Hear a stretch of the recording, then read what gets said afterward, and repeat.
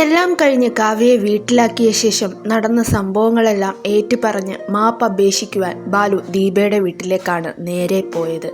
എന്നാൽ അതിനോടകം ബാലു വേറെ വിവാഹം കഴിച്ചു എന്ന് ദീപയുടെ വീട്ടുകാർ അറിഞ്ഞു കഴിഞ്ഞിരുന്നു. സംഭവം അറിഞ്ഞ് വിവാഹത്തിനു വേണ്ടി ഒരുങ്ങിയ വീട് മരണവീട് പോലെയായി.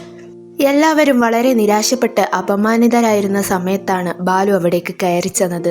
അതുകൊണ്ട് തന്നെ ദീപയുടെ അച്ഛനും മറ്റു കുടുംബാംഗങ്ങളും അവൻ പറയുന്നതൊന്നും കേൾക്കാൻ കൂട്ടാക്കാതെ ഒരുപാട് അപമാനിച്ചും തല്ലിയും ബാലുവിനെ വീട്ടിൽ നിന്ന് ഇറക്കിവിട്ടു. അവിടെ നടന്നതൊന്നും ബാലുവിന് ഉൾക്കൊള്ളാനായില്ല. ഹൃദയം നുറുങ്ങുന്ന വേദനയോടെ അവൻ തിരികെ നടന്നു.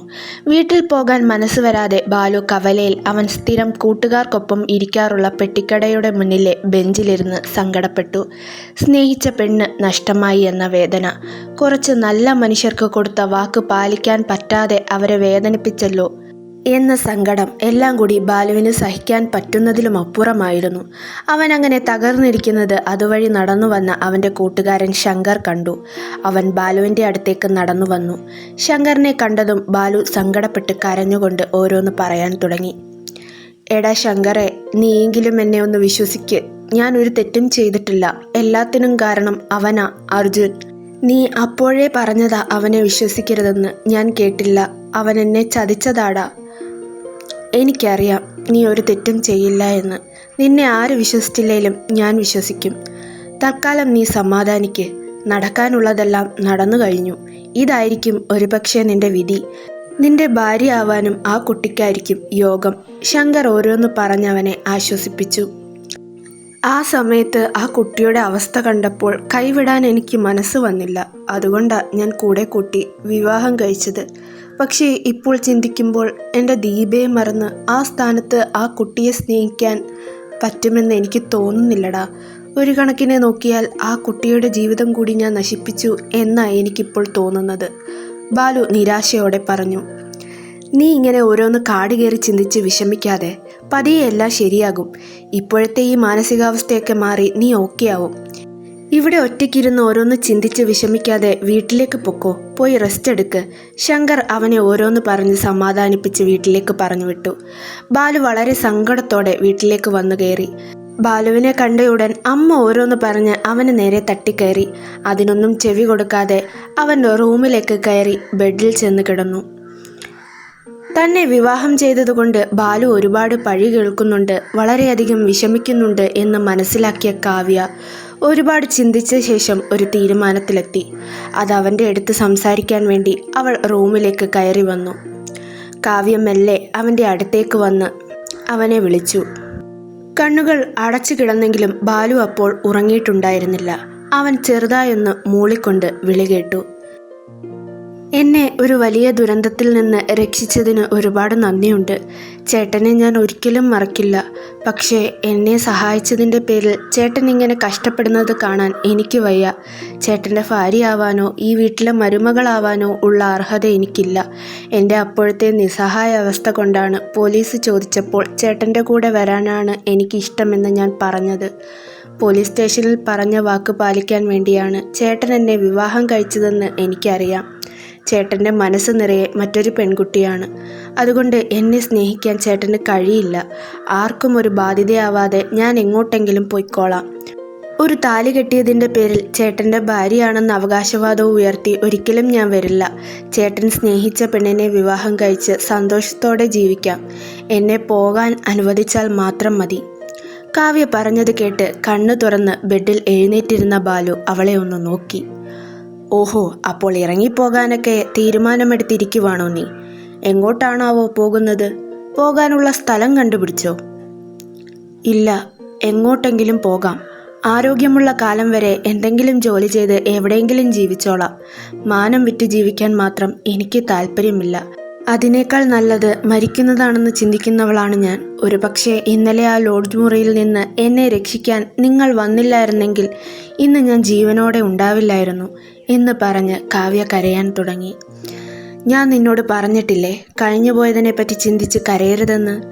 നീ ഇനി എങ്ങോട്ടും പോകുന്നില്ല. എൻ്റെ ഭാര്യയായിട്ട് സുഖമായി നിനക്കിവിടെ കഴിയാം. നടക്കാനുള്ളതെല്ലാം നടന്നു കഴിഞ്ഞു. നീ പോയെന്ന് കരുതി ഒന്നും ഇനി പഴയതുപോലെ ആവില്ല. അതുകൊണ്ട് കടുത്ത തീരുമാനങ്ങളൊന്നും എടുക്കാനോ കാട് കയറി ചിന്തിക്കാനോ നിൽക്കണ്ട എന്ന് പറഞ്ഞ് ദേഷ്യപ്പെട്ട് ബാലു റൂമിൽ നിന്ന് ഇറങ്ങിപ്പോയി. അങ്ങനെ അന്നത്തെ ദിവസം എങ്ങനെയൊക്കെയോ കടന്നുപോയി. ബാലു രാത്രിയിൽ ഹാളിലെ സോഫയിൽ കിടന്നുറങ്ങി. പിറ്റേന്ന് നേരം പുലർന്നു. കാവ്യ അതിരാവിലെ എഴുന്നേറ്റ് കുളിച്ച് അടുക്കളയിൽ കയറി. എല്ലാവർക്കും ചായ ഉണ്ടാക്കി മറ്റ് വീട്ടുജോലികളും ചെയ്തു. തീരെ ചെറിയ പ്രായം മുതലേ കാവ്യയ്ക്ക് വീട്ടുജോലികളെല്ലാം വശമുണ്ട്. അവൾ പാകം ചെയ്യുന്നവയെല്ലാം വളരെ സ്വാദിഷ്ടമായ വിഭവങ്ങളായിരിക്കും. എന്നാൽ ബാലുവിൻ്റെ അമ്മ അതിനെല്ലാം ഓരോ കുറ്റങ്ങൾ ചുമത്തി അവളെ ശകാരിക്കും. എത്രത്തോളം പണിയെടുപ്പിച്ച് അവളെ കഷ്ടപ്പെടുത്താവോ അത്രത്തോളം അവളെ ഓരോ ദിവസവും ഓരോ പുതിയ പണി കൊടുത്ത് കഷ്ടപ്പെടുത്തി. കാവ്യ ഒരെതിരും പറയാതെ അമ്മ പറയുന്നതെല്ലാം ചെയ്തു കൊടുത്തു. പലപ്പോഴും ശരിക്ക് ഭക്ഷണം കൊടുക്കാതെ കാവ്യയെ പട്ടിണിക്കിടാനും അവർ മടിച്ചില്ല. പട്ടിയെപ്പോലെ രാപ്പകലില്ലാതെ പണിയെടുത്തിട്ടും തല്ലും പഴിപറച്ചിലും മാത്രമായിരുന്നു കാവ്യയ്ക്ക് ഏറ്റുവാങ്ങേണ്ടി വന്നത്. എന്നിട്ടും ആരോടും പരാതി പറയാതെ അവൾ അവിടെ കഴിച്ചുകൂട്ടി. ബാലു അവൻ്റെ ദുഃഖത്തിലും നിരാശയിലും മനംനൊന്ത് റൂമിൽ തന്നെ അടച്ചുപൂട്ടിയിരിപ്പാണ്.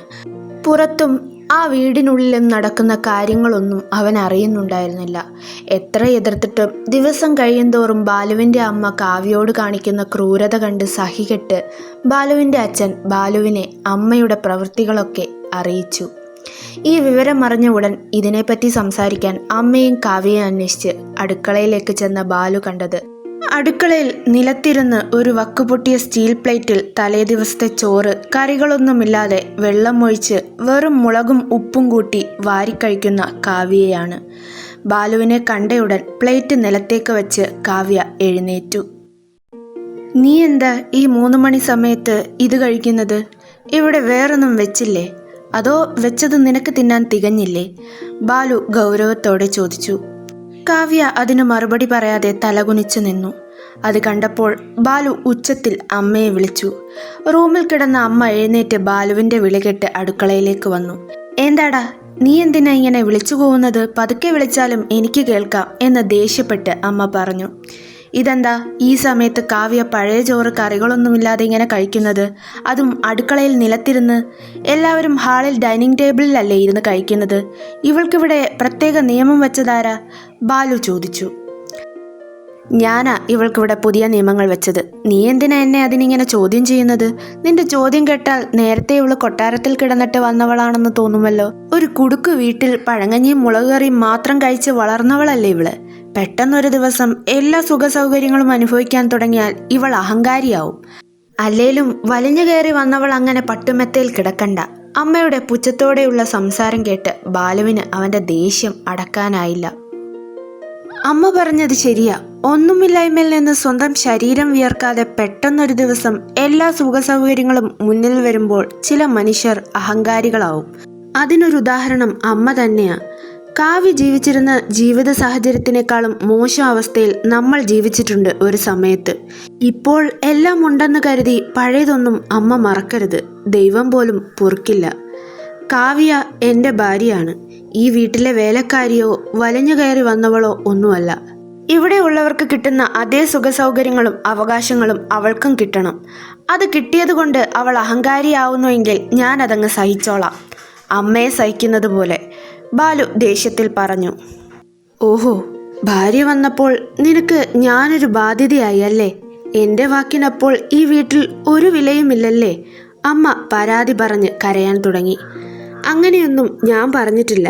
ഇവിടെയുള്ളവർ ആരും എനിക്കൊരു ബാധ്യതയുമല്ല. എനിക്ക് ജീവനുള്ളിടത്തോളം കാലം എൻ്റെ കൂടെയുള്ളവരെ ഞാൻ സംരക്ഷിക്കും. അമ്മയുടെ വാക്കിന് എല്ലാവരും വില തരും. നല്ല കാര്യമാണ് പറയുന്നതെങ്കിൽ ഒരു കാര്യം ഞാൻ തീർത്ത് പറഞ്ഞേക്കാം.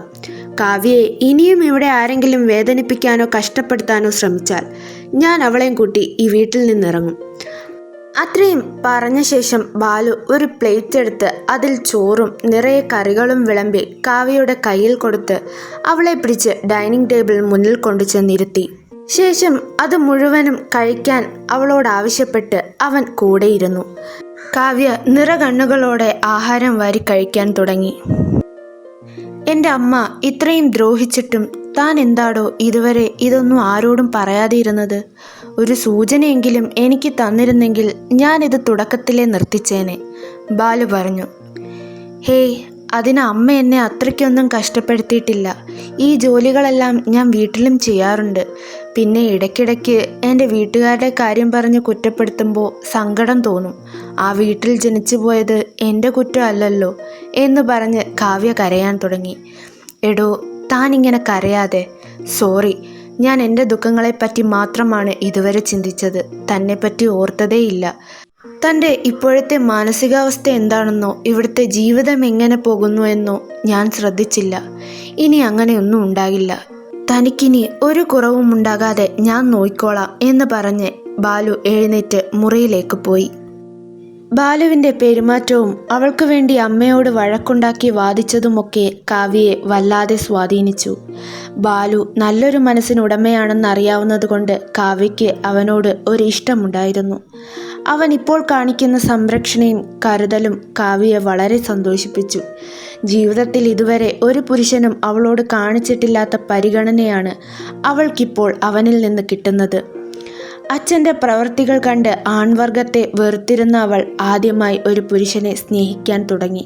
തികച്ചും അപ്രതീക്ഷിതമായിട്ടാണെങ്കിലും ബാലുവിൻ്റെ ഭാര്യയാകേണ്ടി വന്നതിൽ അവൾ ഇപ്പോൾ സന്തോഷിക്കുന്നു. സന്തോഷപൂർണമായ ഒരു ദാമ്പത്യ ജീവിതം ബാലുവിനോടൊപ്പം ഉണ്ടാകുമെന്ന് അവൾ സ്വപ്നം കാണാൻ തുടങ്ങി. എന്നാൽ ബാലുവിൻ്റെ മനസ്സിൽ ഇപ്പോഴും ദീപയാണ്. അവളെ പൂർണ്ണമായും മറക്കാൻ അവനെക്കൊണ്ട് സാധിച്ചിട്ടില്ല. ഇനി ഒരിക്കലും അവളെ ജീവിതത്തിലേക്ക് ക്ഷണിക്കാൻ കഴിയില്ല എന്ന് ബോധ്യമുണ്ടെങ്കിലും ഒരു തവണയെങ്കിലും അവളെ കണ്ട് നടന്നതെല്ലാം തുറന്നു പറഞ്ഞ് മാപ്പ് അപേക്ഷിക്കണമെന്ന് അവന് ആഗ്രഹമുണ്ടായിരുന്നു. അങ്ങനെയൊരു ദിവസം രാവിലെ ബാലുവിന് കൊടുക്കാൻ കാവ്യ ചായയുമായി റൂമിലേക്ക് വന്നു. ആ സമയം ബാലു ബാത്റൂമിലായിരുന്നു. അവൾ ചായ മേശപ്പുറത്ത് വെച്ച് തിരികെ നടക്കാൻ തുടങ്ങിയപ്പോൾ മേശപ്പുറത്തിരുന്ന് ബാലുവിൻ്റെ ഫോൺ റിങ് ചെയ്യാൻ തുടങ്ങി. അവൾ ഫോണിലേക്ക് നോക്കി. സ്ക്രീനിൽ തെളിഞ്ഞു വന്നത് ദീപയുടെ പേരാണ്. ആ കോൾ കണ്ട് അവളുടെ മുഖം അസ്വസ്ഥമായി. അവൾ മേശപ്പുറത്ത് നിന്ന് ഫോൺ കയ്യിലെടുത്തു. അപ്പോഴേക്കും ബാലു ബാത്റൂമിൽ നിന്ന് ഇറങ്ങി വന്നു. കാവ്യയുടെ കയ്യിലിരുന്ന് അവൻ്റെ ഫോൺ റിങ് ചെയ്യുന്നത് കണ്ട് ആരാ വിളിക്കുന്നതെന്ന് അവൻ അവളോട് ചോദിച്ചു. അവൾ ഒന്നും മിണ്ടാതെ ഫോൺ അവന് നേരെ നീട്ടി. ഫോൺ വാങ്ങി നോക്കിയപ്പോൾ ദീപയാണ് വിളിക്കുന്നത് എന്നവന് മനസ്സിലായി. അവൻ്റെ മനസ്സൊന്ന് സന്തോഷിച്ചെങ്കിലും കാവ്യയുടെ മുന്നിൽ വെച്ച് ആ കോൾ അറ്റൻഡ് ചെയ്യാൻ അവന് മനസ്സ് വന്നില്ല. ഒരുപക്ഷെ കാവ്യയ്ക്കത് വിഷമമായാലോ എന്നവൻ ചിന്തിച്ചു. എന്നാലും ഉള്ളിൻ്റെ ഉള്ളിൽ ആ കോൾ അറ്റൻഡ് ചെയ്ത് ദീപയോട് സംസാരിക്കണമെന്ന് അവന് ആഗ്രഹമുണ്ടായിരുന്നു. ബാലു ആകെ ധർമ്മസങ്കടത്തിലായി. ബാലുവിൻ്റെ മനോവിഷമം മനസ്സിലാക്കി കാവ്യ ഉള്ളിലെ സങ്കടം ഒളിപ്പിച്ച് അവൾക്ക് പരിഭവം ഒന്നുമില്ല എന്ന് കാണിക്കാൻ അവൻ്റെ മുഖത്ത് നോക്കി ഒന്ന് പുഞ്ചിരിച്ച ശേഷം റൂമിൽ നിന്ന് പുറത്തേക്കിറങ്ങിപ്പോയി. കാവ്യ പോയതും ബാലു കോൾ അറ്റൻഡ് ചെയ്തു. എനിക്ക് നിന്നെ നേരിട്ട് കണ്ട് ഒന്ന് സംസാരിക്കണം. നമ്മൾ പോകാറുള്ള കോഫി ഷോപ്പിൽ വെയിറ്റ് ചെയ്യാം. ഇത്രയും മാത്രം പറഞ്ഞ് ദീപ കോൾ കട്ട് ചെയ്തു. ബാലു പെട്ടെന്ന് തന്നെ കുളിച്ച് റെഡിയായി ഇറങ്ങാൻ തുടങ്ങി. കാവ്യ ബ്രേക്ക്ഫാസ്റ്റ് ഉണ്ടാക്കി അവനു വേണ്ടി ഡൈനിങ് ടേബിൾ എടുത്തു വെക്കുകയായിരുന്നു. അപ്പോൾ ബാലു താഴേക്കിറങ്ങി വന്ന് കാറിൻ്റെ കീയും എടുത്ത് വെപ്രാളത്തിൽ പുറത്തേക്ക് നടന്നു. കാവ്യ ആഹാരം കഴിക്കാൻ പിറകിൽ നിന്ന് വിളിച്ചെങ്കിലും അവനത് കാര്യമാക്കാതെ അവിടെ നിന്നും കാറുമായി പുറപ്പെട്ടു. ബാലു നേരെ കോഫി ഷോപ്പിലെത്തി. ദീപ അവനെയും കാത്ത് അവിടെ ഇരിപ്പുണ്ടായിരുന്നു. അവൻ പതിയെ നടന്ന് അവളുടെ അടുത്ത് ചെന്നിരുന്നു. ദീപ, ബാലു സംസാരിക്കാൻ തുടങ്ങിയതും ദീപ അവനെ തടഞ്ഞു. നീ ഒന്നും പറയണ്ട. നിന്റെ ന്യായീകരണം കേൾക്കാനല്ല ഞാൻ വന്നത്. ഇനി അതൊക്കെ കേട്ടിട്ടെന്തിനാ? ഒരു പ്രയോജനവും ഇല്ലല്ലോ. അതുകൊണ്ട് എനിക്ക് പറയാനുള്ളത് നീ കേട്ടാൽ മതി. ശരി, നീ പറ, ഞാൻ കേൾക്കാം. അത് കേൾക്കാൻ ഞാൻ ബാധ്യസ്ഥനാണ്, ബാലു പറഞ്ഞു. കേട്ടാൽ മാത്രം പോരാ, നീ അതിന് പരിഹാരവും കാണണം. നീ കാരണം എനിക്ക് നഷ്ടം ഒരുപാടാണ്. നിന്നെ പ്രണയിച്ച് നടന്ന് ഞാൻ നഷ്ടപ്പെടുത്തിയ എൻ്റെ സമയം, നിന്റെ വാക്ക് വിശ്വസിച്ച് നിനക്ക് വേണ്ടി മാറ്റിവെച്ച എൻ്റെ ജീവിതം എല്ലാം നീ നശിപ്പിച്ചു. വിവാഹത്തിന് 2 ദിവസം മാത്രം ബാക്കി നിൽക്കെ വരൻ മറ്റൊരു പെണ്ണിനെ വിവാഹം കഴിക്കുക. നാട്ടുകാർ മൊത്തം അത് എൻ്റെ കുറ്റവും കുറവുമായിട്ടാണ് കാണുന്നത്. നീ കാരണം ഞാൻ അപമാനിക്കപ്പെട്ടു. എൻ്റെ വീട്ടുകാർക്ക് മുന്നിൽ എനിക്ക് ഒരു വിലയുമില്ലാതായി. എല്ലാത്തിനും കാരണം നീയാ. ദീപ ദേഷ്യപ്പെടാൻ തുടങ്ങി. ദീപേ, സോറി, ഞാനൊന്നും മനഃപൂർവ്വം ചെയ്തതല്ല. അങ്ങനെ സംഭവിച്ചു പോയി. അങ്ങനെ പറഞ്ഞ് നിനക്ക് കൂളായിട്ട് ഒഴിഞ്ഞു മാറാം. പോയത് എൻ്റെ ജീവിതമാ, ദീപ തർക്കിച്ചു. ഞാൻ പിന്നെ എന്തു വേണമെന്നാ നീ പറയുന്നത്? എനിക്കിനി ഒരിക്കലും നിന്നെ എൻ്റെ ജീവിതത്തിലേക്ക് ക്ഷണിക്കാൻ കഴിയില്ല. അത് ഞാനൊരു പാവം പെണ്ണിനോട് ചെയ്യുന്ന ഏറ്റവും വലിയ തെറ്റായിരിക്കും, ബാലു നിസ്സഹായതയോടെ പറഞ്ഞു. അതിനിനി ആർക്കു വേണം നിന്റെ കൂടെയുള്ള ജീവിതം? ഞാൻ എന്തിനാ ഒരു പെണ്ണിൻ്റെ ലൈഫ് ഇല്ലാതാക്കുന്നത്? അത്രയ്ക്ക് കണ്ണിൽ ചോരയില്ലാത്തവളല്ല ഞാൻ നിന്നോട് ഓപ്പണായിട്ട് പറയാം. ഒരു വിവാഹം മുടങ്ങിയതിൻ്റെ പേരിൽ കരഞ്ഞു മെഴുകി വീട്ടിലിരിക്കാൻ എനിക്ക് പറ്റില്ല. എനിക്ക് ജീവിക്കണം സ്വതന്ത്രമായിട്ട്. വീട്ടുകാരുടെ കുത്തുവാക്ക് കേൾക്കാൻ വേണ്ടി ഇനി ആ വീട്ടിൽ നിൽക്കാൻ എനിക്ക് പറ്റില്ല. ഞാൻ ബാംഗ്ലൂരിലേക്ക് പോവുക. അവിടെ ഒരു ജോലി നോക്കണം. ജോലി ശരിയാവുന്നത് വരെ താമസിക്കാനും ഭക്ഷണത്തിനുമൊക്കെ കാശ് വേണം. അത് നീ എനിക്ക് തരണം. എന്നെ ഇത്രയൊക്കെ ദ്രോഹിച്ചതിന് പകരമായി ഇത് നീ ചെയ്യണം. ദീപ അവളുടെ ഉദ്ദേശം അവനോട് തുറന്നു പറഞ്ഞു. ബാംഗ്ലൂർ നീ തനിച്ചോ? അവിടെ പോകാൻ അതിന് നിന്റെ അച്ഛൻ സമ്മതിക്കുമോ? ബാലു ചോദിച്ചു. അതൊന്നും നീ അറിയണ്ട, അന്വേഷിക്കുകയും വേണ്ട. എൻ്റെ കാര്യം ഞാൻ നോക്കിക്കോളാം. നീ കാശ് തന്നാൽ മാത്രം മതി. ശരി, ഞാൻ ചെയ്ത തെറ്റിന് കുറച്ച് കാശ് തരുന്നത് പകരമാവില്ല എന്ന് എനിക്കറിയാം. പക്ഷേ തുടർന്നുള്ള നിന്റെ ജീവിതം സന്തോഷത്തോടെയും ഒരു ബുദ്ധിമുട്ടുമില്ലാതെയും നീ ജീവിക്കണം എന്നെനിക്ക് ആഗ്രഹമുണ്ട്. നാട്ടിൽ വന്ന് ബിസിനസ് തുടങ്ങാൻ വേണ്ടി ഞാൻ കരുതി വെച്ച പണത്തിൽ നിന്ന് ഒരു 10 ലക്ഷം രൂപ ഞാൻ നിനക്ക് തരാം, സന്തോഷത്തോടെ. എവിടെയായിരുന്നാലും നീ ഹാപ്പിയാണെന്ന് മാത്രം അറിഞ്ഞാൽ മതി എനിക്ക്. അത് കേട്ടപ്പോൾ ദീപയ്ക്ക് വളരെ സന്തോഷമായി. അവൾ അധിക നേരം അവിടെ ഇരിക്കാതെ അവനോട് യാത്ര പറഞ്ഞ് ഇറങ്ങി. ബാലുവിന് ഉള്ളിൽ നിന്ന് പകുതി ഭാരം ഇറക്കി വെച്ച സന്തോഷമായിരുന്നു. ദീപയോട് നേരിട്ട് കണ്ട് സംസാരിച്ച് മാപ്പ് പറയാൻ കഴിഞ്ഞത് അവൻ്റെ മനസ്സിന് ഒരാശ്വാസം നൽകി. ബാലു വളരെ സന്തോഷത്തോടെയാണ് അവിടെ നിന്ന് വീട്ടിലേക്ക് വന്നത്. അവൻ വന്നപാടെ കാവ്യയെ വിളിച്ച് റൂമിലേക്ക് കൂട്ടിക്കൊണ്ടുപോയി. ഇന്നവൻ ദീപയെ കാണാൻ പോയതും അവിടെ നടന്ന സംഭവങ്ങളും അവൾക്ക് പണം കൊടുക്കാമെന്ന് തീരുമാനിച്ചതും അങ്ങനെ എല്ലാ കാര്യങ്ങളും അവളോട് ബാലു തുറന്നു പറഞ്ഞു. മനഃപൂർവ്വം ചെയ്തതല്ലെങ്കിലും നിങ്ങളുടെ വിവാഹം മുടങ്ങാനും ഇത്രയും പ്രശ്നങ്ങൾ ഉണ്ടാകാനും ഇപ്പം ദീപ ചേച്ചി ഈ നാട്ടിൽ നിന്ന് പോകാൻ തീരുമാനിച്ചതുമൊക്കെ ഞാൻ കാരണമാണ്. ബാലു പറയുന്നത് കേട്ട ശേഷം കാവ്യ അവളെ സ്വയം പഴിക്കാൻ തുടങ്ങി. ഹേയ്, താനിങ്ങനെ എല്ലാ കുറ്റവും ഏറ്റെടുത്ത് സ്വയം കുറ്റപ്പെടുത്തി മനസ്സ് വിഷമിപ്പിക്കാതെ. താൻ കാരണമൊന്നുമല്ല, ഇതൊക്കെ വിധിയാണ്. ഞാൻ അങ്ങനെ ഇപ്പോൾ എല്ലാത്തിനെയും നോക്കിക്കാണുന്നത്, ബാലു പറഞ്ഞു. എന്നാലും ചേട്ടന് ഒരുപാട് ഇഷ്ടമായിരുന്നില്ലേ ദീപ ചേച്ചിയെ? വിവാഹം കഴിക്കാൻ ഒരുപാട് ആഗ്രഹിച്ചിരുന്നില്ലേ? ഞാൻ കാരണമാണ് അത് നടക്കാതെ പോയത്.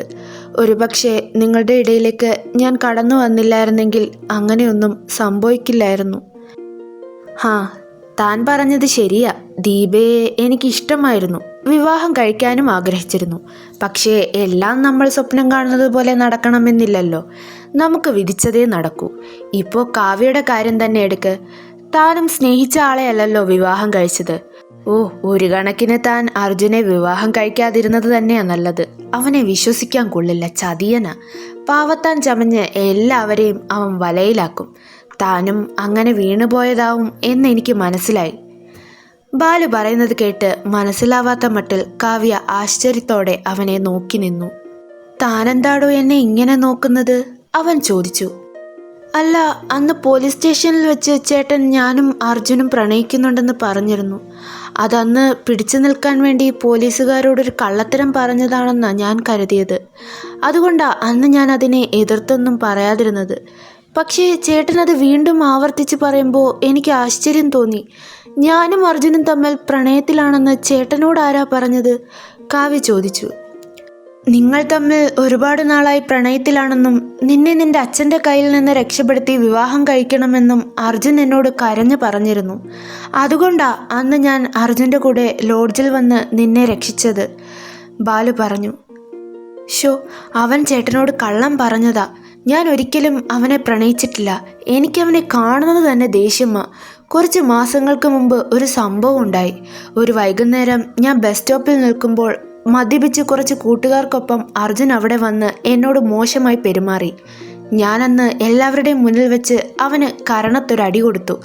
അതിനെന്നോട് പ്രതികാരം വീട്ടുമെന്ന് വെല്ലുവിളിച്ചിട്ടാ അവനന്ന് പോയത്. പിന്നീട് ഞാൻ അവനെ കാണുന്നത് ആ ലോഡ്ജിൽ വെച്ച് ചേട്ടനോടൊപ്പമാ, കാവ്യ പറഞ്ഞു. അപ്പോൾ ഇതെല്ലാം അവൻ്റെ കളിയായിരുന്നു. അവനെല്ലാം കരുതിക്കൂട്ടി ചെയ്തതാ. അന്ന് കോളേജിൽ എല്ലാവരുടെയും മുന്നിൽ വെച്ച് ഞാൻ അവനെ തല്ലിയതിൻ്റെ പ്രതികാരം തീർത്തതാ അവൻ. കൂട്ടത്തിൽ തന്നോടുമുള്ള പക അവൻ വീട്ടി. ഈ നടന്നതെല്ലാം അവൻ്റെ പ്ലാനാണടോ. നമ്മളതിൽ പെട്ടുപോയതാ. അവനെ ഞാൻ വെറുതെ വിടാൻ പോന്നില്ല. ഇതിനുള്ള പണി ഞാൻ അവന് കൊടുക്കും. ബാലു മനസ്സിൽ ഉറച്ച തീരുമാനമെടുത്തു. ഞാൻ ശങ്കറിനെ ഒന്ന് കണ്ടിട്ട് വരാം എന്ന് കാവ്യയോട് പറഞ്ഞ് ബാലു വീട്ടിൽ നിന്നിറങ്ങി. ബാലു നേരെ പോയത് ശങ്കറിൻ്റെ വീട്ടിലേക്കാണ്. ശങ്കറിനെ കണ്ട് അറിഞ്ഞ കാര്യങ്ങളെല്ലാം അവനോട് വിശദമായി ബാലു പറഞ്ഞു. അർജുൻ ചെയ്ത ചതിക്ക് അവനെ തിരിച്ച് ഒരു നല്ല പണി കൊടുക്കാമെന്ന് തീരുമാനിച്ച് അവർ രണ്ടുപേരും അർജുനെ തപ്പിയിറങ്ങി. കുറേ നേരത്തെ അന്വേഷണത്തിന് ശേഷം ഒരു കൂട്ടുകാരൻ വഴി അർജുൻ സിറ്റിയിലുള്ള ഒരു മെക്കാനിക്കൽ ഷോപ്പിലുണ്ടെന്ന് അറിഞ്ഞ് ബാലുവും ശങ്കറും കാറുമായി അങ്ങോട്ട് പുറപ്പെട്ടു. മെക്കാനിക്കൽ ഷോപ്പിൻ്റെ അടുത്തെത്താറായപ്പോഴാണ് കാറിൻ്റെ സൈഡ് സീറ്റിലിരുന്ന ശങ്കർ പെട്ടെന്ന് അത് കണ്ടത്. "ഡാ ബാലു, നീ കാർ സൈഡിലേക്ക് ഒഴിച്ചു നിർത്ത്," ശങ്കർ വിളിച്ചു പറഞ്ഞു. "എന്താടാ, എന്തിനാ കാർ നിർത്തുന്നേ?" ബാലു ചോദിച്ചു. "ദേ, നീ അങ്ങോട്ട് നോക്കിയേ. ആ മെക്കാനിക്കൽ ഷോപ്പിലേക്ക് കയറിപ്പോകുന്ന പെൺകുട്ടിയെ നീ ശ്രദ്ധിച്ചോ? അത് ദീപയല്ലേ? അവളെന്തിനാ അങ്ങോട്ട് പോകുന്നത്?" ശങ്കർ ദീപയെ ചൂണ്ടിക്കാണിച്ച് പറഞ്ഞു. ബാലു കയറിപ്പോകുന്ന പെണ്ണിനെ ശ്രദ്ധിച്ചു. അത് ദീപയാണെന്ന് ഉറപ്പിച്ചു. "ശരിയാ, അത് ദീപയാ, ഉറപ്പാ. കുറച്ചു മുമ്പ് കോഫി ഷോപ്പിൽ വെച്ച് കണ്ടപ്പോൾ അവൾ ഇട്ടിരുന്നത് ഇതേ ഡ്രസ്സായിരുന്നു. വീട്ടിൽ പോകുവാന്ന് പറഞ്ഞു പോയിട്ട് ഇവൾ പോയില്ലേ? വാ, പോയി നോക്കാം," ബാലു പറഞ്ഞു. "ഹേ വേണ്ട, നീ നിക്ക്, നമുക്കൊന്ന് വെയിറ്റ് ചെയ്തു നോക്കാം," ശങ്കർ അവനെ തടഞ്ഞു. രണ്ടുപേരും അല്പനേരം കാറിൽ തന്നെ ഇരുന്ന് ദീപ പുറത്തേക്ക് വരുന്നുണ്ടോ എന്ന് നോക്കി. ഒരു 5 മിനിറ്റിന് ശേഷം ദീപ പുറത്തേക്ക് വന്നു, കൂടെ അർജുനും. അവർ സംസാരിച്ചുകൊണ്ട് പുറത്തേക്കിറങ്ങി മുന്നോട്ട് നടന്നു. ഈ കാഴ്ച ബാലുവിനെയും ശങ്കറിനെയും അമ്പരപ്പിച്ചു. "ഇവളെന്താ അർജുൻ്റെ കൂടെ? ഇവർ മുമ്പ് ഭയങ്കര ശത്രുക്കളായിരുന്നല്ലോ," ശങ്കർ സംശയത്തോടെ ചോദിച്ചു. "അതാടാ എനിക്കും മനസ്സിലാകാത്തത്.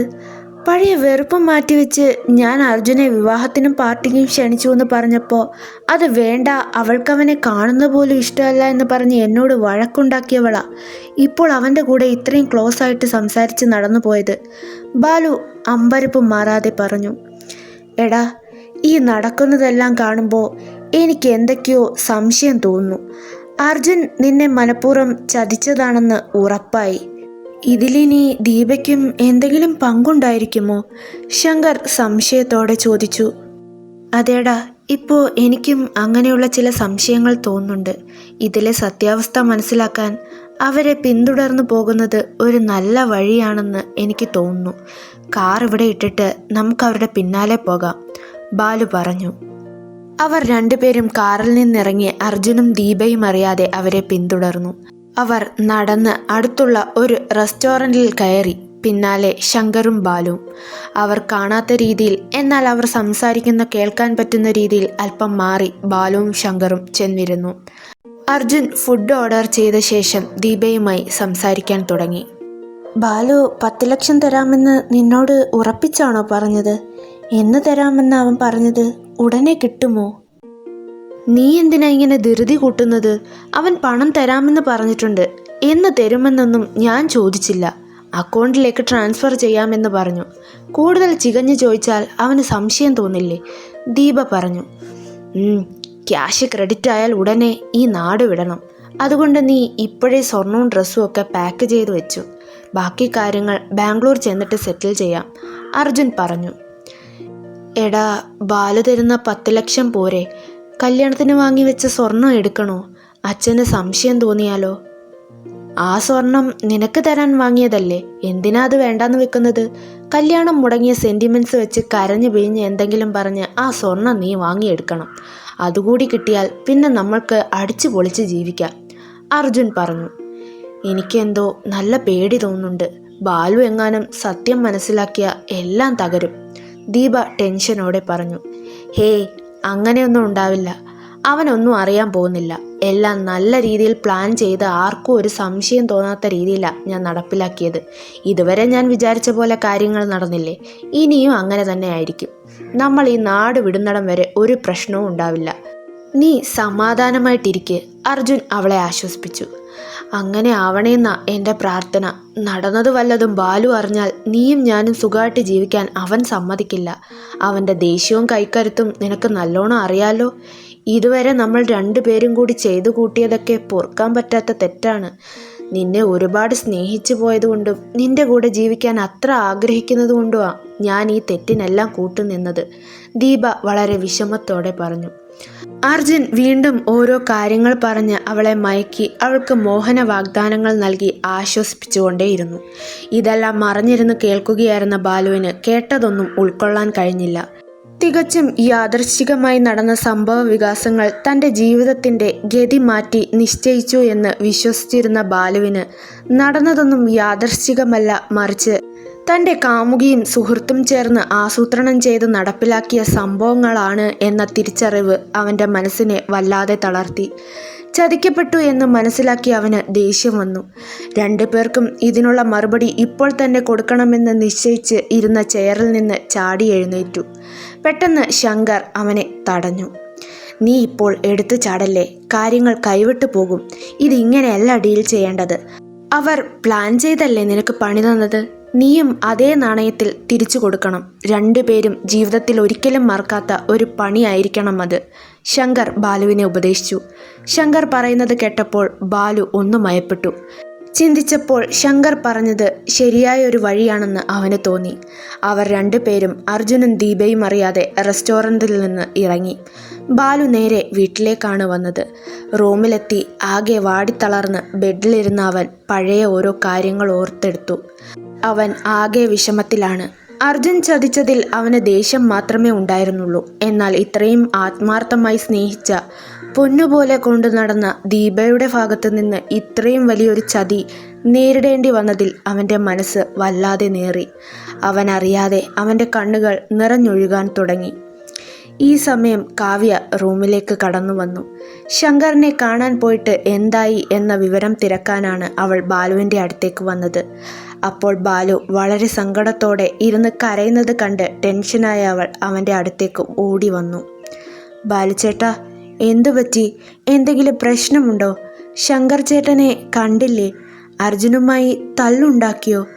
ബാലുചേട്ടന് എന്തെങ്കിലും പരിക്കു പറ്റിയോ? കാവ്യ ടെൻഷനായി ചോദ്യങ്ങൾക്ക് മുകളിൽ ചോദ്യങ്ങൾ ചോദിക്കാൻ തുടങ്ങി.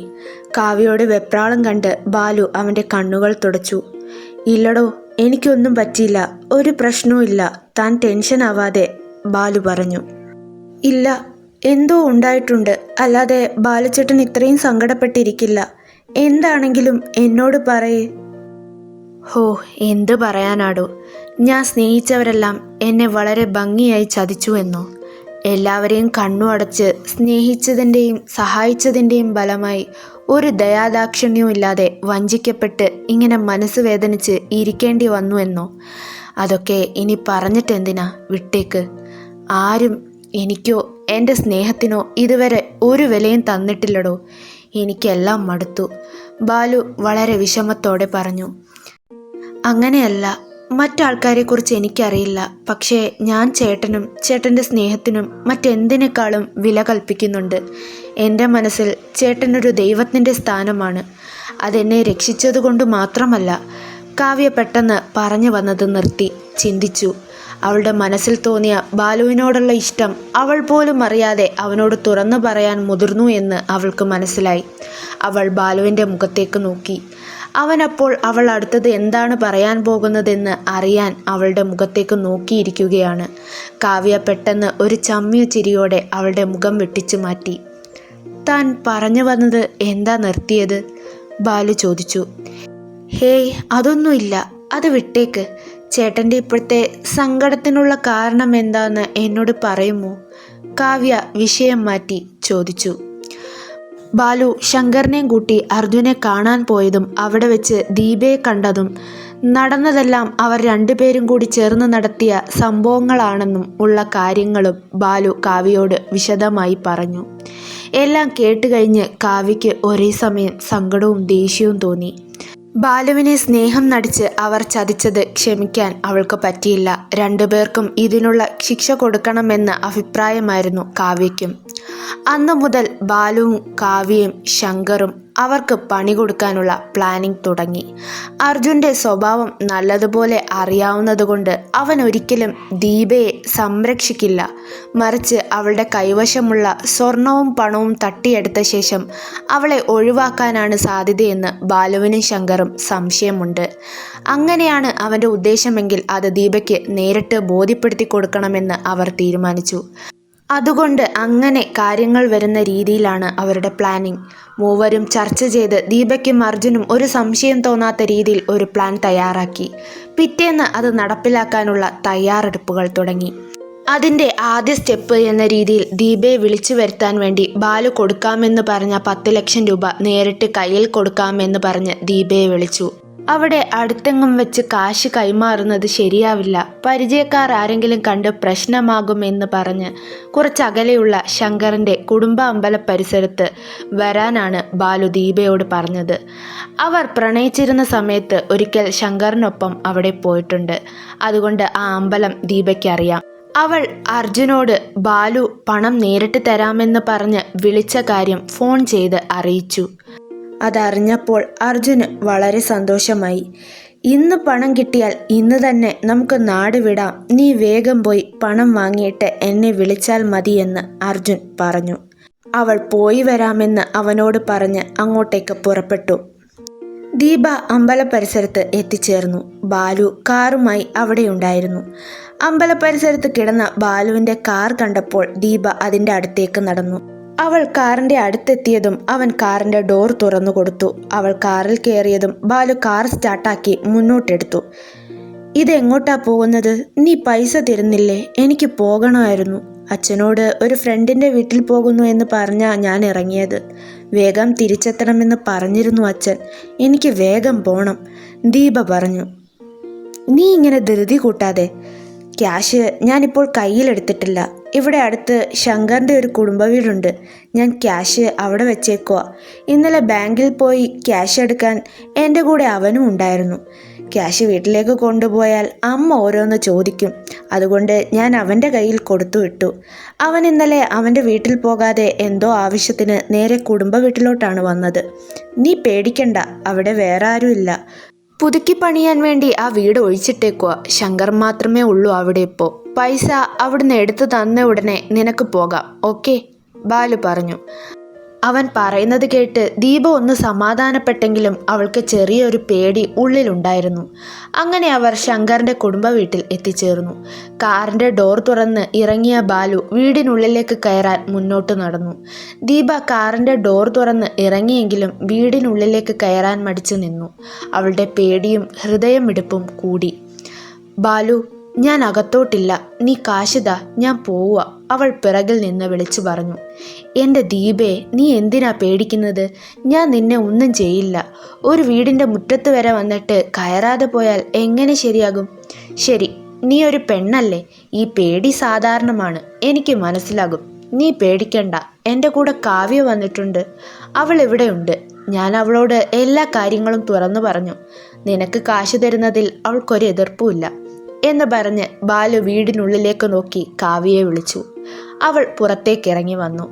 ദേ കണ്ടില്ലേ, ഇതാണ് കാവ്യ. ഇനി നിനക്ക് അകത്തേക്ക് വരാമല്ലോ, ബാലു ചോദിച്ചു. കാവ്യയെ കണ്ടപ്പോൾ ദീപയ്ക്ക് പകുതി പേടിപ്പോയി. അവൾക്ക് കുറച്ചുകൂടി വിശ്വാസം തോന്നി. കയറി വാ ചേച്ചി.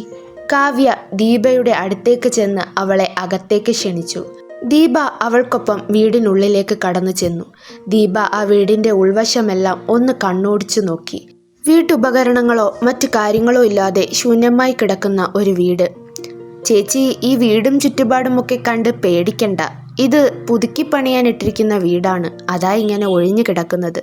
ഇത്രയും വലിയൊരു തുക ചേച്ചിക്ക് തരുന്നത് ആരും അറിയാൻ പാടില്ലല്ലോ. അറിഞ്ഞാൽ പല ചോദ്യങ്ങളായിരിക്കും, അതിനുത്തരം കൊടുക്കാൻ നിൽക്കണം. അതുകൊണ്ടാണ് രഹസ്യമായി ഇങ്ങനെയൊരു സ്ഥലത്ത് വെച്ച് തരാമെന്ന് കരുതിയത്. കാവ്യ ഓരോന്ന് പറഞ്ഞ് ദീപയെ സമാധാനപ്പെടുത്താൻ ശ്രമിച്ചു. അതിനിടയിൽ ബാലുവിന് ഒരു കോൾ വന്നു. ശങ്കറാണ് വിളിച്ചത്. എടാ ബാലു, അർജുനെ സിറ്റിയിൽ വെച്ച് കണ്ടു. അവനെ ഞങ്ങൾ പൊക്കി.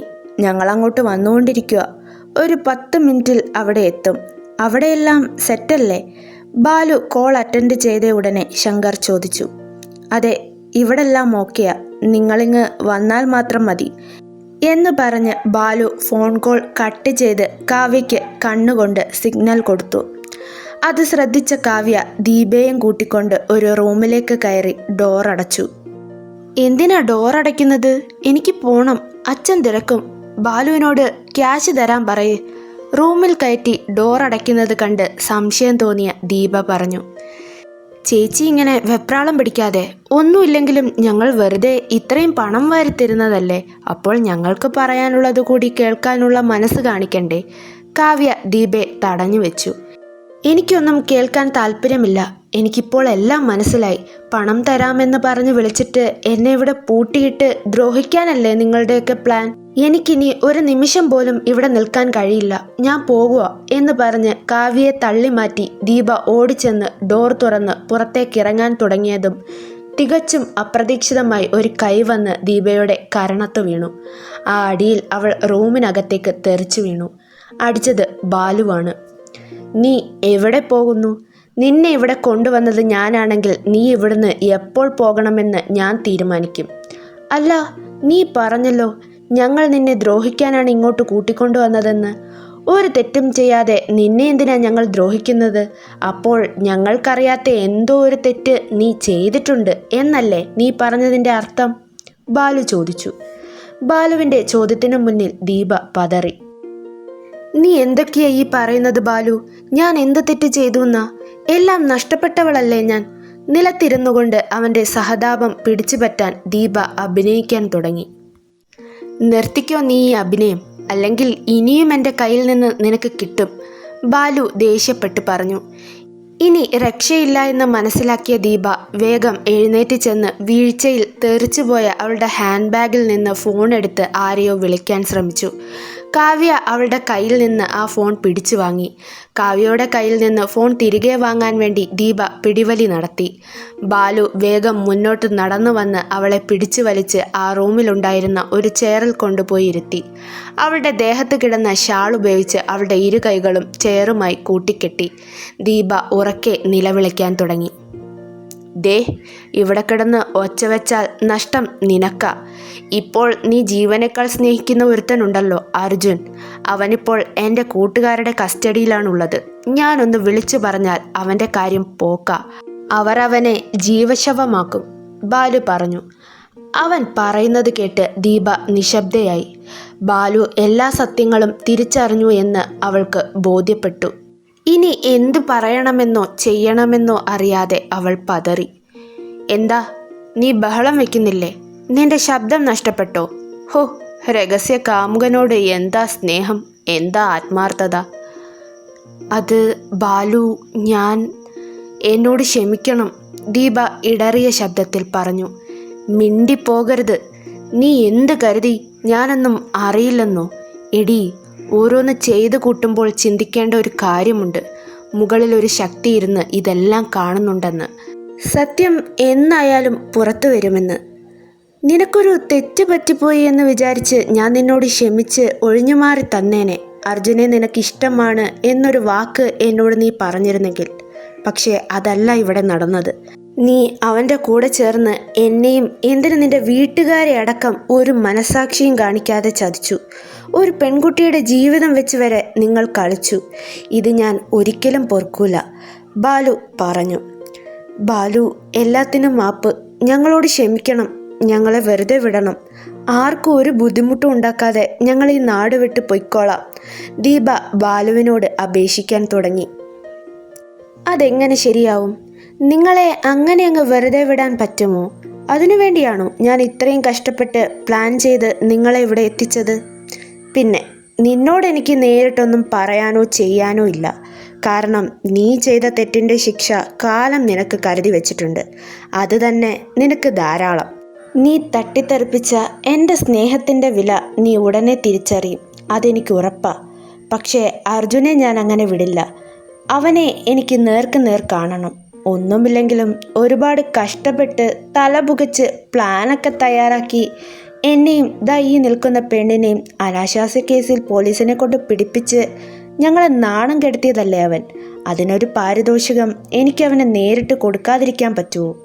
ബാലു പറഞ്ഞു. ബാലു പ്ലീസ്, അർജുനെ ഒന്നും ചെയ്യരുത്. ഞാൻ നിന്റെ കാല് പിടിക്കാം. എനിക്ക് നിന്റെ പണം ഒന്നും വേണ്ട. ഞങ്ങളിനി നിന്റെ കൺവട്ടത്ത് പോലും വരാത്ത രീതിയിൽ എങ്ങോട്ടെങ്കിലും പൊയ്ക്കോളാം. നീ ഞങ്ങളെ വെറുതെ വിടണം. ദീപ വീണ്ടും അവനോട് അപേക്ഷിക്കാൻ തുടങ്ങി. ഒന്നുമില്ലാതെ കൈയും വീശി നീ ഇറങ്ങിച്ചെന്നാലും അവൻ നിന്നെ സ്വീകരിക്കുമെന്ന് നിനക്ക് ഭയങ്കര കോൺഫിഡൻസ് ആണല്ലോ. അത്രയ്ക്ക് സ്വാധീനമുണ്ടാക്കിയിട്ടുണ്ട് അവൻ നിന്നിൽ, അല്ലേ? ആ, നിന്റെ വിശ്വാസം നിന്നെ രക്ഷിക്കട്ടെ.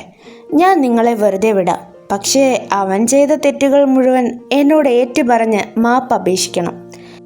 ദേഷ്യം കൺട്രോൾ ചെയ്യാൻ പറ്റില്ലെങ്കിൽ 2 തല്ല് കൊടുത്തു എന്നൊക്കെ വരും. അത് വലിയ കാര്യമാക്കണ്ട, ബാലു പറഞ്ഞു. അവനെല്ലാം തുറന്നു പറഞ്ഞ് നിന്നോട് മാപ്പ് ചോദിക്കും, എനിക്കുറപ്പുണ്ട്. കാരണം എല്ലാത്തിനേക്കാളും അവന് വലുത് ഞാനാ.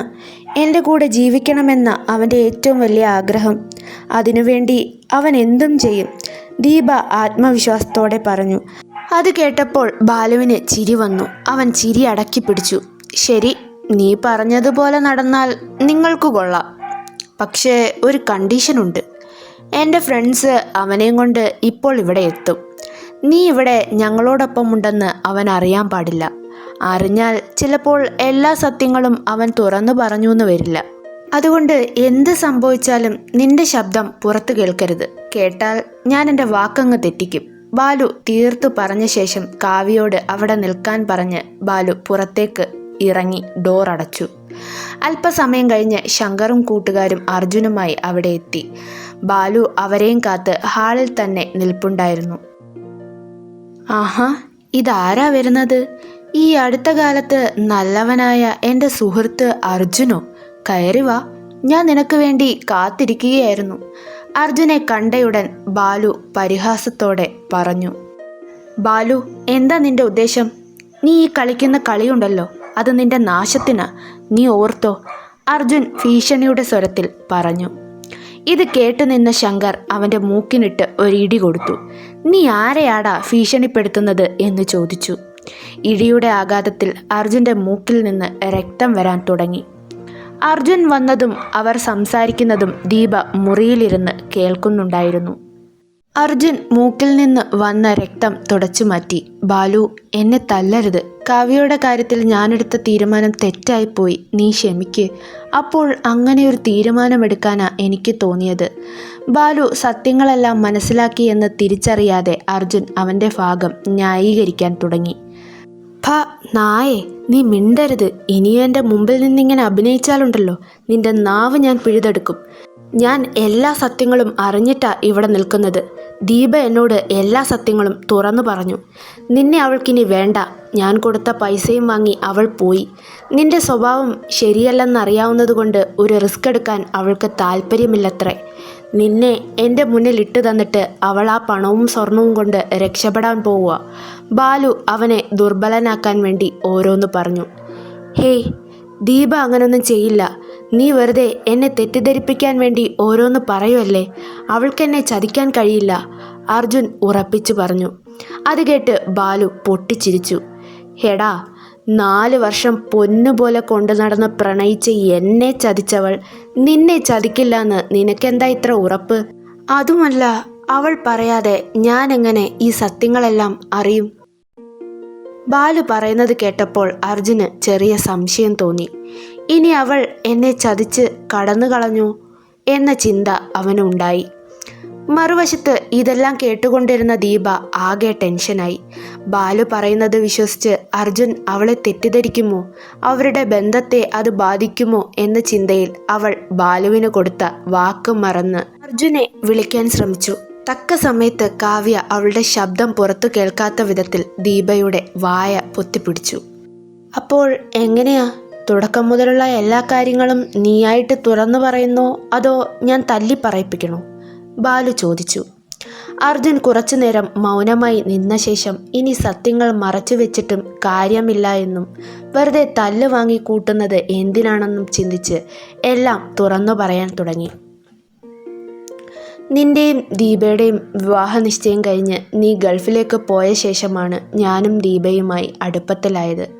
അതിനു മുമ്പ് ഒരുപാട് തവണ ഞാൻ അവളെ സമീപിച്ചെങ്കിലും അവൾ എന്നെ അകറ്റി നിർത്തി.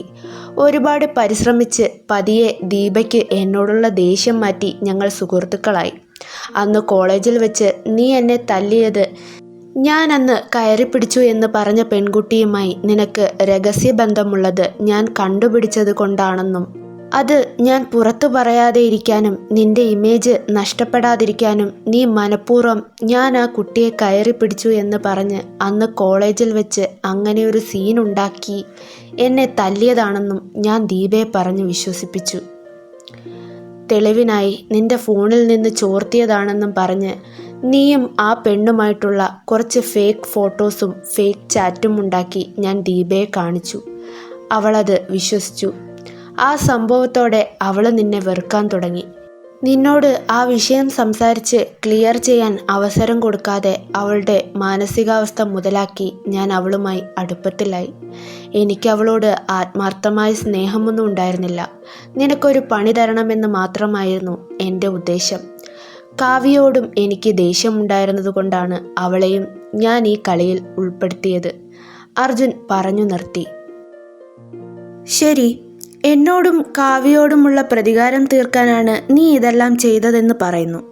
ദീപയെ സ്നേഹിച്ചതുപോലും അതിനു വേണ്ടിയാണ്. അപ്പോൾ പിന്നെ എന്നോട് പ്രതികാരം വീട്ടിയ ശേഷം നീ ഇതെല്ലാം അവസാനിപ്പിക്കേണ്ടതല്ലേ? എന്നിട്ട് നീ എന്തിനാ ദീപയും കൊണ്ട് ഒളിച്ചോടാൻ തീരുമാനിച്ചത്? ബാലു ചോദിച്ചു. നിനക്ക് പണി തന്നതിന് ശേഷം എല്ലാം അവസാനിപ്പിക്കണമെന്നാണ് ഞാനും തീരുമാനിച്ചത്. പക്ഷേ ദീപയോട് സംസാരിക്കുന്നതിനിടയിൽ നീ ഗൾഫിൽ നിന്ന് ബിസിനസ് തുടങ്ങാൻ കുറേ പണമായിട്ടാണ് വരുന്നതെന്ന് അവൾ എന്നോട് പറഞ്ഞു. എന്നാൽ പിന്നെ അതിൽ നിന്ന് കുറച്ച് പണവും പിന്നെ വിവാഹത്തിന് അവളുടെ വീട്ടിൽ കരുതി വച്ചിരിക്കുന്ന സ്വർണവും കൈക്കലാക്കാമെന്ന് എനിക്കൊരു ബുദ്ധി തോന്നി. ഒരു പണിയും എടുക്കാതെ കുറച്ചുനാൾ സുഖമായി ജീവിക്കാമല്ലോ. അതുകൊണ്ടാണ് അവളെയും കൂട്ടി ബാംഗ്ലൂരിലേക്ക് നാടുവിടാമെന്ന് ഞാൻ തീരുമാനിച്ചത്. പണവും സ്വർണവും കൈക്കലാക്കിയ ശേഷം അവളെ ഉപേക്ഷിച്ച് മുങ്ങാനായിരുന്നു എൻ്റെ തീരുമാനം. അർജുൻ പറഞ്ഞു നിർത്തി.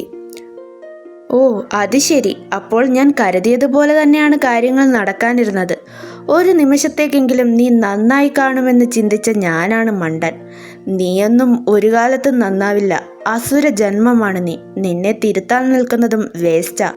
എന്നോട് നീ ചെയ്തതിനുള്ളത് ശരിക്ക് തന്നിട്ടേ ഞാൻ നിന്നെ ഇവിടെ നിന്ന് വിടത്തുള്ളൂ. ഇനി ആരോടെങ്കിലും ഇങ്ങനെയുള്ള ചതികൾ ചെയ്യാൻ മുതിരുമ്പോൾ നീ ഒരു 100 വട്ടം ആലോചിക്കണം എന്ന് പറഞ്ഞ് ബാലുവും കൂട്ടുകാരും കൂടിച്ചേർന്ന് അർജുനെ തല്ലാൻ തുടങ്ങി. മറുവശത്ത് ഇതെല്ലാം കേട്ടുകൊണ്ടിരുന്ന ദീപ അവൾ നല്ല ഭംഗിയായി ചതിക്കപ്പെട്ടു എന്ന് തിരിച്ചറിഞ്ഞു. അവളുടെ കണ്ണുകൾ നിറഞ്ഞൊഴുകാൻ തുടങ്ങി. അവൾക്ക് തൊണ്ട വരളുന്ന പോലെ തോന്നി. കാവ്യ ദീപയുടെ വാ പൊത്തിപ്പിടിച്ചിരുന്ന കൈ മാറ്റി ചേറുമായി കൂട്ടിക്കെട്ടിയിരുന്ന അവളുടെ കൈ കെട്ടഴിച്ച് സ്വതന്ത്രമാക്കി കൊടുത്തു. കർമ്മ എന്ന് പറയുന്നത് സത്യമുള്ള കാര്യമാണ് ചേച്ചി. നമ്മളെ സ്നേഹിച്ചവരെ ആരെയെങ്കിലും മനഃപൂർവ്വം നമ്മൾ വേദനിപ്പിച്ചാൽ അവരുടെ അതേ സ്ഥാനത്ത് നിന്ന് ആ വേദന ഒരിക്കൽ നമ്മളും അനുഭവിക്കേണ്ടി വരും. ഇത്രയും പറഞ്ഞ് കാവ്യ നടന്നു ചെന്ന് ഡോർ തുറന്ന് പുറത്തേക്കിറങ്ങി.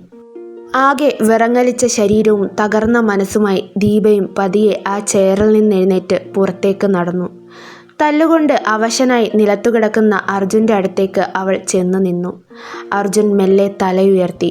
തൻ്റെ മുന്നിൽ വന്ന് നിൽക്കുന്നത് ദീപയാണെന്ന് തിരിച്ചറിഞ്ഞ് അർജുൻ ഒരു ഞെട്ടലോടെ അവളെ നോക്കി. നീ എന്നെ ചതിക്കുകയായിരുന്നു അല്ലേടാ? നീ പറഞ്ഞതെല്ലാം ഞാൻ കേട്ടു. ഇതിലും ഭേദം നിനക്കെന്നെ ജീവനോടെ കത്തിക്കാമായിരുന്നില്ലേടാ ദുഷ്ട എന്ന് ചോദിച്ച് വാവിട്ട് കരഞ്ഞുകൊണ്ട് ദീപ അർജുനെ തലങ്ങും വിലങ്ങും തല്ലി. ദീപ തല്ലുന്നതിനിടയിൽ അർജുൻ ബാലുവിൻ്റെ മുഖത്തേക്ക് നോക്കി. അവൻ വിജയഭാവത്തോടെ ചിരിക്കുന്നുണ്ടായിരുന്നു. അപ്പോൾ ബാലു മനഃപൂർവ്വം പ്ലാൻ ചെയ്ത് അവനെ തെറ്റിദ്ധരിപ്പിച്ച് ദീപ കേൾക്കാൻ വേണ്ടി ഇതെല്ലാം അവനെക്കൊണ്ട് പറയിപ്പിച്ചതാണ് എന്ന് ആ നിമിഷം അവൻ തിരിച്ചറിഞ്ഞു. അർജുനെ ദേഷ്യം തീരുന്നിടം വരെ തല്ലിക്കഴിഞ്ഞ ശേഷം ആകെ തളർന്ന് ദീപ നിന്നു. ചെയ്തതെല്ലാം തെറ്റായിപ്പോയി എന്ന തിരിച്ചറിവും കുറ്റബോധവും അവളെ മാനസികമായി ഒരുപാട് തളർത്തി. ദീപ പതിയെ ബാലുവിൻ്റെ അടുത്തേക്ക് നടന്നു ചെന്ന് അവൻ്റെ കാലിൽ വീണ് കരയാൻ തുടങ്ങി. ബാലു, എനിക്ക് തെറ്റ് പറ്റിപ്പോയി. ഇവൻ എന്നെ തെറ്റിദ്ധരിപ്പിച്ച് ചതിച്ചതാ. എനിക്കിനി ആരുമില്ല. ഞാൻ നിന്നെ ഒരിക്കലും സംശയിക്കാൻ പാടില്ലായിരുന്നു. നിന്നെ ഒരിക്കലും നഷ്ടപ്പെടുത്താൻ പാടില്ലായിരുന്നു. എനിക്കെൻ്റെ തെറ്റ് മനസ്സിലായി. നീ എന്നോട് ക്ഷമിക്കണം. നമ്മൾ പ്രണയിക്കുന്ന സമയത്ത് ഞാൻ ചെയ്യുന്ന തെറ്റുകളെല്ലാം ക്ഷമിച്ച് നീ എന്നെ ചേർത്ത് പിടിക്കാറില്ലേ? ഇതും അതുപോലെ നിനക്ക് ക്ഷമിച്ചൂടെ? ദീപ അവനോട് കെഞ്ചാൻ തുടങ്ങി. ഇതെല്ലാം മൗനത്തോടെ, എന്നാൽ ഉള്ളിൽ പൊള്ളുന്ന വേദനയോടെ കാവ്യ മാറി നിന്ന് വീക്ഷിച്ചു. ദീപയോട് ബാലു ക്ഷമിക്കാൻ തയ്യാറായാൽ അവർ വീണ്ടും ഒന്നിക്കുമോ എന്ന ചെറിയ ഭയം അവൾക്കുണ്ടായിരുന്നു. എന്നാൽ നടക്കാൻ പോകുന്നത് എന്തായാലും അതിനെ ഇരു കൈയും നീട്ടി സ്വീകരിക്കുകയല്ലാതെ മറ്റു മാർഗങ്ങളില്ല എന്ന് ഉറപ്പിച്ച് ദൈവത്തോടുള്ള വിശ്വാസം മുറുകെ പിടിച്ച് അവൾ പ്രാർത്ഥനയോടെ നിന്നു. ബാലു അവൻ്റെ കാലിൽ വീണ് കരയുന്ന ദീപയെ പിടിച്ചെഴുന്നേൽപ്പിച്ച് മാറ്റി നിർത്തി. നീ പറഞ്ഞത് ശരിയാ. പണ്ട് നീ ചെയ്യുന്ന തെറ്റ് ക്ഷമിച്ച് നിന്നെ ഞാൻ ചേർത്ത് പിടിക്കാറുണ്ടായിരുന്നു. കാരണം എനിക്ക് അത്രയ്ക്കിഷ്ടമായിരുന്നു നിന്നോട്. ഇപ്പോൾ ആ ഇഷ്ടം എനിക്ക് നിന്നോടില്ല. നീ ഇപ്പോൾ ചെയ്തു വെച്ച തെറ്റ് ക്ഷമിക്കാനുള്ള വിശാല ഹൃദയവും എനിക്കില്ല. നിന്നെ എൻ്റെ മനസ്സിൽ നിന്ന് പറിച്ചു കളഞ്ഞിട്ട് കുറച്ച് ദിവസങ്ങളായി എന്ന് പറഞ്ഞ് അവൻ അവൻ്റെ പിറകിൽ നിന്ന കാവ്യയുടെ കൈ എത്തിപ്പിടിച്ച് മുന്നോട്ട് വലിച്ച് അവനോട് ചേർത്ത് നിർത്തി അവളുടെ തോളിൽ കൈവച്ചുകൊണ്ട് ബാലു പറഞ്ഞു, ഇവളാണ് ഇപ്പോൾ എൻ്റെ മനസ്സ് നിറയെ എൻ്റെ ഭാര്യ. ഇനി അങ്ങോട്ട് ഇവളെ ഇങ്ങനെ ചേർത്ത് പിടിച്ച് സന്തോഷത്തോടെ ജീവിക്കും ഞാൻ. ബാലു പറയുന്നത് കേട്ട് കാവ്യ അമ്പരന്ന് നിറകണ്ണുകളോടെ അവനെ കണ്ണെടുക്കാതെ നോക്കി. താനെന്താടോ എന്നെ ഇങ്ങനെ നോക്കുന്നത്? ഞാൻ പറഞ്ഞത് സത്യമാ. തന്നെ എനിക്ക് ഒരുപാട് ഇഷ്ടമാണ്. ബാലു അവൻ്റെ മനസ്സിലെ ഇഷ്ടം അവിടെ വെച്ച് അവളോട് തുറന്നു പറഞ്ഞു. അർജുൻ്റെയും ദീപയുടെയും ഇനിയുള്ള കാര്യങ്ങളൊക്കെ ഡീൽ ചെയ്യാൻ ശങ്കറിനെ ഏൽപ്പിച്ച ശേഷം ബാലു കാവ്യയുടെ കയ്യും പിടിച്ച് അവരുടെ ജീവിതയാത്ര തുടങ്ങി.